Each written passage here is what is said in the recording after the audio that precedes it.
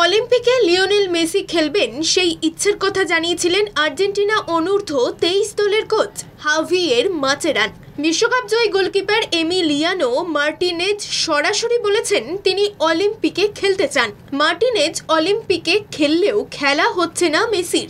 অলিম্পিকের নিয়ম অনুযায়ী যে কোনো দলের অনূর্ধ্ব 23 খেলোয়াড়রা অংশগ্রহণ করেন, তবে কোচ চাইলে 3 জন খেলোয়াড়কে দলে নিতে পারেন। আর্জেন্টিনার অলিম্পিক দলের সেই 3 সিনিয়র খেলোয়াড় হিসেবে নাম আগ্রহ প্রকাশ করেছেন Emiliano Martinez, Nicolas Otamendi, Julian আলভারেজরা।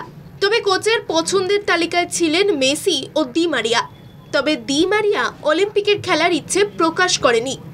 Copa আমেরিকার শেষে দলকে বিদায় জানাতে পারেন এমনও জল্পনা তৈরি হয়েছে। তার মতে অলিম্পিক দলে তরুণদেরই জায়গা করে দেওয়া উচিত। তবে নির্বাচক মণ্ডলী তিনি সিনিয়র খেলোয়াড়ের তালিকা ঠিক করে ফেলেছেন। নাম থাকছে ওতামেন্দি, আলভারেজ ও মার্টিনেজ।